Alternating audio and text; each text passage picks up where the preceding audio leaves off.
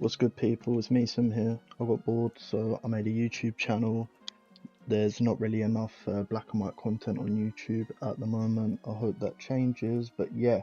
So I wanted to dive in and go over my black and white Premier League run so far, kind of covering, some of the people that I played. Obviously, we'll have the replays. Won't be going like too deeply into them, but they'll be on screen and things like that. But also kind of just going over the people that I've played against, their scouts. It's a little bit different with me than usual in terms of competing, because normally I would just steal my teams and things like that, but I kind of wanted to set a challenge to myself this year and build my own teams for each game. And I've played some really good people, Monai, Watashi, my boy Cal, and yeah, thought it might be quite interesting, so we'll dive in. So week one I was against Monai, and Mona, really good player, black and white main, played in SPL, things like that.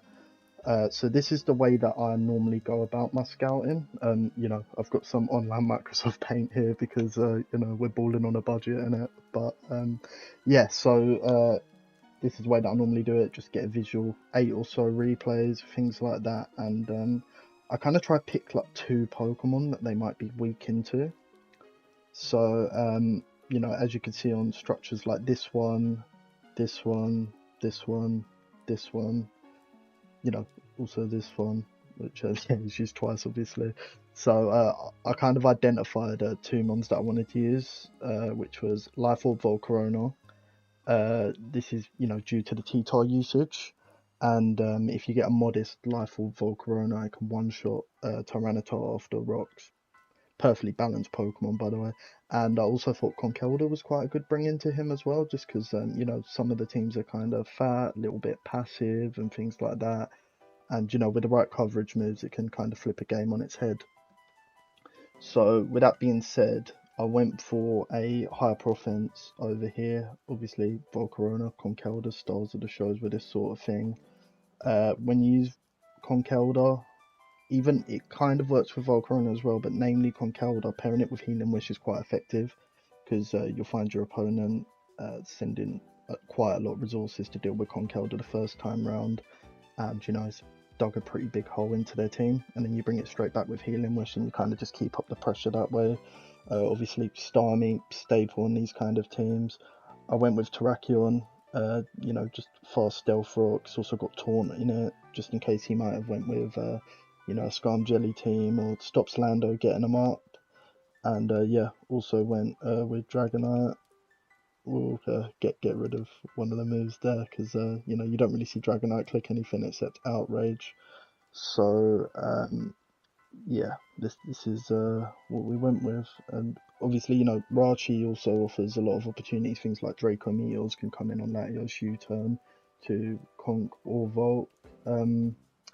So yeah, pretty simple hyper offense, but yeah, we'll see how it went. So obviously preview here, like I said, I'm not going to analyse the game too deeply. I did actually get, kind of fortunate in this game as well. We did have a Spadef Conkeldurr, so, maybe this did carry us quite a bit as well. So yeah, my league nicknames, if you know, you know. Just get the rocks up on Latios. Pretty standard stuff.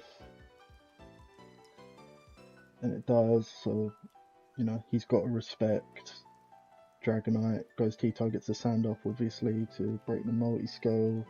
Good play from him. I could have got a second DD there, but I was kind of fearful of Rock Slide, Ice Beam, things like that, and getting T-Tar out of the way kind of helps with Volcarona too, because that's his check there, right?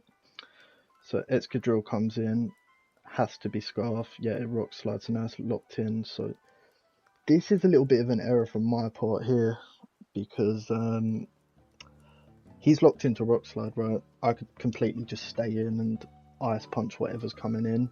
I expected to see Celebi, and Latios comes in and I end up doubling the Volcarona, so now for a lighter word, I've pretty much started choking it, so now I'm on the back foot and I've had to go Jirachi on the surf. I noticed that it specs from the damage, and I've got a U-turn, but now I'm kind of in a difficult position because If I just ice punch whatever was coming in, I'm at a pretty big advantage. He's got to recover with whoever comes in, whether that be Celebi or Latios, and yeah, I'm getting momentum with Jirachi. So I ice punch here, expecting to see Latios, don't see it. So now he volt switches, I drain punch on Latios, and yeah, I'm on the back foot at this point.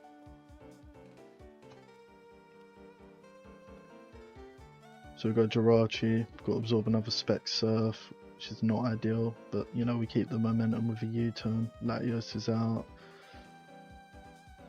Go back to Conk, not really much else that can be done there. And Celebi comes in, and yeah, I was in range of Psychic, so I went to Starmie, and then I thought I could chip away with Ice Beam, and he misses a Leaf Storm, which would have OHKO'd Starmie. Pretty lucky on my part there. So then I Ice Beam, he ends up getting the kill with Leaf Storm.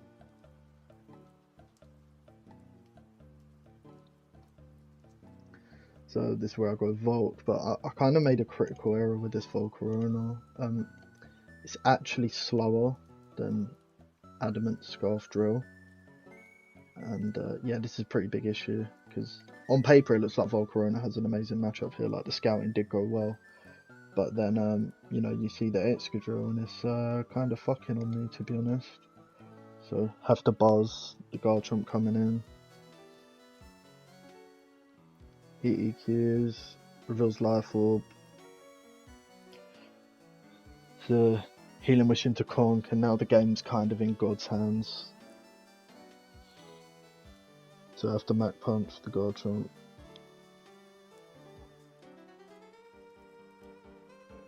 Excadrill comes in, forced to Drain Punch, stay healthy, stay out of range of Celebi's moves, you know, with Spadefia. So at this point, I think when I mentioned you may have misplayed this endgame, he gets unlucky with missing Hydro Pump, because like, I'm actually robbing this game, but I think yeah, potentially Celebi into Rotom might have been better.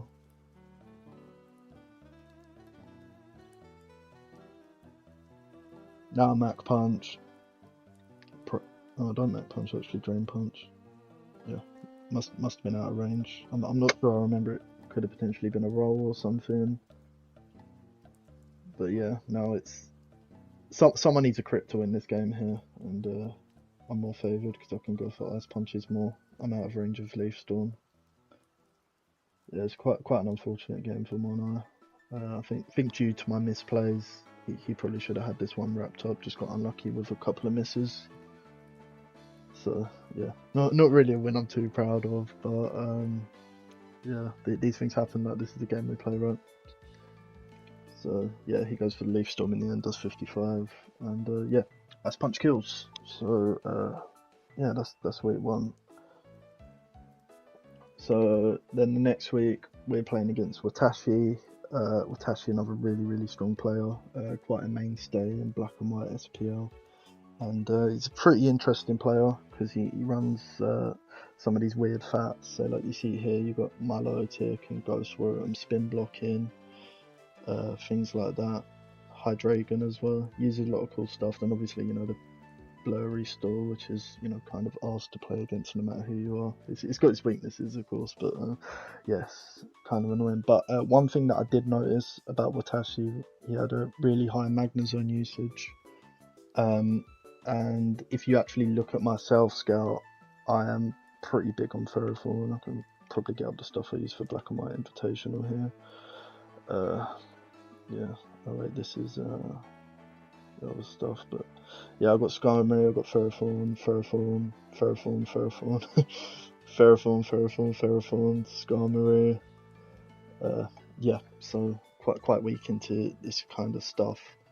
So against Fat, you know, always quite a big fan of Life Orb Alakazam. Evian, so it lives a pursuit if you're staying in. It's also arranged to live Bullet Punch from Sizzle. And yeah, the star of the show for this one was Shed Shell Ferrothorn. I thought, just based off the amount of Magnezone in his scout and the amount of Ferrothorn in my scout, Magnezone seems like a sensible bring for him, so it made the most sense to add that. Colbalatios, probably my favourite Latios set at the moment, and Choice Scarf Rotom to give us that speed control, but also at the same time just give us an edge over fat teams if he were to bring them, you know. So like if I see Hippowdon on lead, for example, he's got Clefable in the back, it's just an easy trick because most of the time they're going to go Clefable and Rotom. So yeah, let's get into the game. So Watashi actually brings a Drag Mag, so it's, you know, a lot more aggressive than what I expected. Without Shedshou Pharaoh, this is a pretty tough matchup, but you know, luckily we got the fish. So yeah, he leads Kyurem. Getting Intimidate on this because then it's you know, easy pivot into Ferrothorn if he were to Dragon Claw, and you know, he's forced to go Magnezone here, right? He thinks he can trap me. So get Spike down, and then we can hard Lando on the HP fire. So now pretty free Stealth Rock. He ups to HP fire again. U-turn here, bust the Bloom, get some momentum. Latios comes in. No power, fortunately. I get a crit. Mattered if he was T-Wave. If he was T-Wave, that could have been somewhat difficult. Latios comes in, I go hard T-Tar. Assuming, yeah. Then it's Specs, so things get a little bit dicey. Get damage on this, but, you know, T-Tar goes down.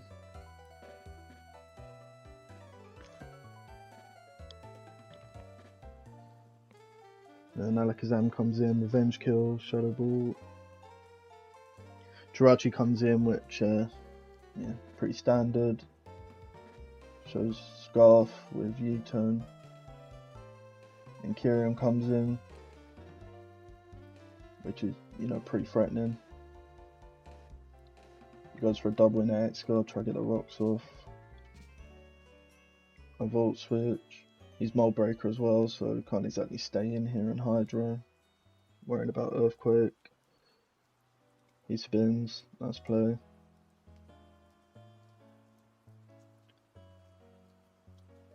Yeah, he gets his bands up.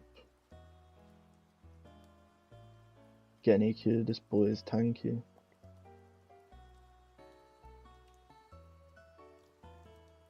No. Yeah. Get them back up. Dragonite comes in. Super annoying one.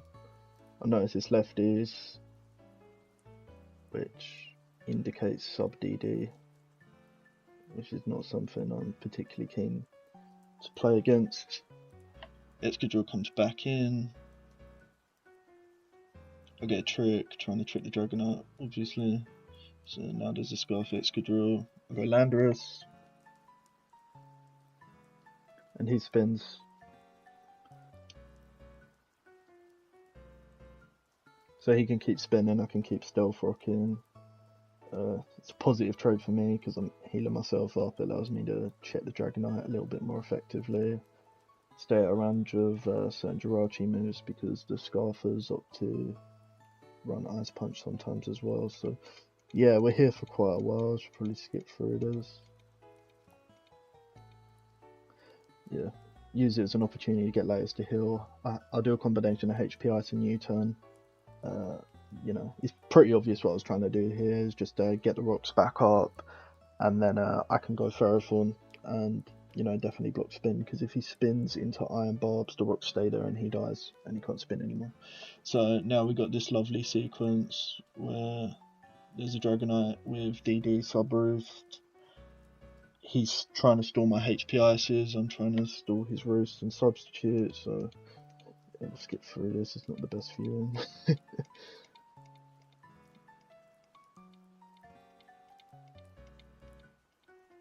And yeah, this goes on for a while. I sack Rotom on a U-turn. In hindsight, this wasn't correct. And going Landorus was also not correct. On the U-turn, I would have just been better off going to Ferrothorn. I've got Gyro Ball. And yeah, his only attacking move is Dragon Claw, of course, so he can't really do too much to me. He's taking Iron Barbs damage and things like that. And yeah, end up taking out the D-Knight.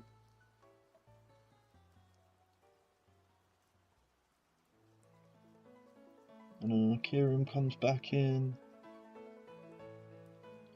Sat Latios, because, you know, he's got a Scarf Excadrill and a Scarf Jirachi. I don't particularly need it anymore. There's an Excadrill on the back at 8%. So I use this as an opportunity to get some spikes down and make sure the Excadrill doesn't come back.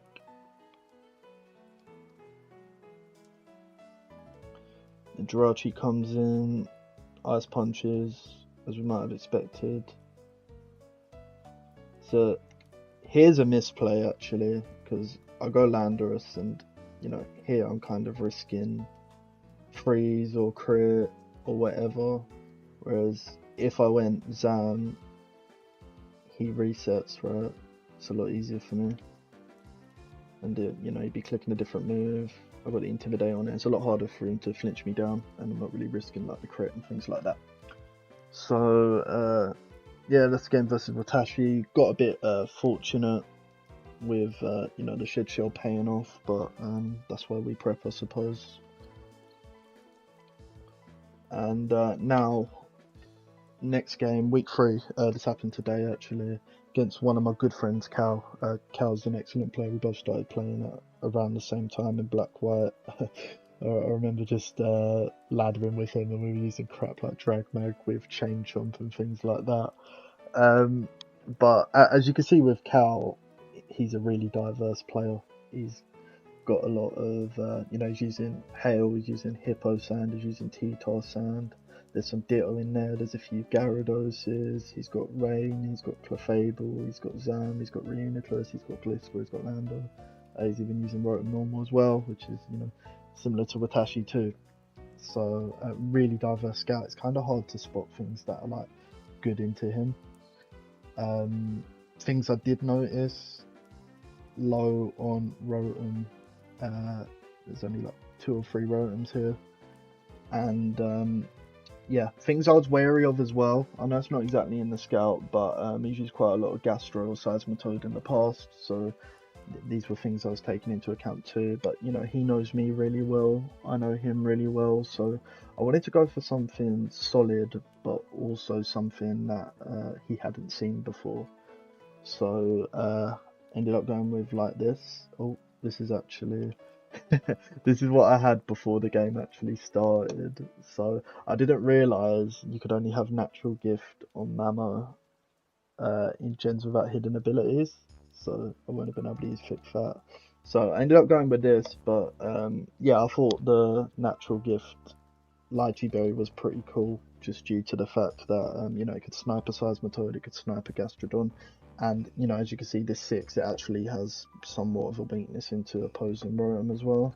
So I ended up going HP Grass on Rotom here as well. So the team also had a little bit of Ferro problem, so you know, coverage move on T-Tar, we go Fire Blast, then we got a pretty standard Memo. You know, nothing too fancy. HP Grass here. Scarf Excadrill, because the team needed a Scarf, and you know, Sandforce is pretty broken. Scarf Excadrill is really strong as well. Standard Landorus, bit bulky, and then yeah, Latios with Culverberry, which is yeah, pretty nice. So getting to the game, as you can see, another person using a Magnezone against me. Yeah, the Ferrothorn in my scout pretty much helps with that. So yeah, it was a little bit of a tricky game. Another game where I did get a little bit fortunate as well. You'll see that in a moment. So he leads T-Tar, I did Landorus, so he's got no spinner, so just want to get the rocks up. Ferrothorn comes in. It's a pretty weak squad into Ferrothorn, right? So I don't really have many options aside to EQ. Get really lucky. Crit, and he misses Leech Seed. I think at this point the game is pretty difficult for him to play. Mamoswine's like also insane in this matchup as well. And yeah, he misses another Leech Seed, and I know that hurts, so I know he's upset about that. I apologise for that. But, you know, I don't control the RNG in the game. His Lando comes in. This Lando's really problematic for my team. You know, stops the Excadrill sweep, which I'm kind of angling for, so I get HP Ice on it. I'm not sure what item he was. I think he must have been Rocky Helmet or something like that. But yeah. Latios comes in. Spent a bit of time on the timer here, but I'm max SPDF T-Tor, so I'll just go T-Tor. Up to crunch. I'm not really too worried about Ferrothorn coming in because I have Fire Blast.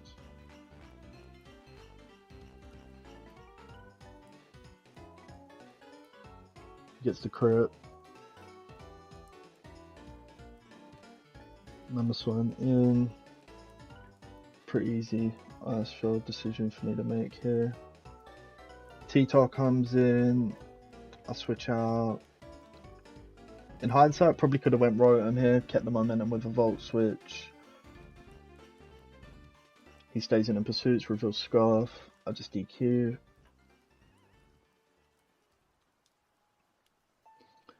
Yeah, Alakazam comes in. I sack Lando.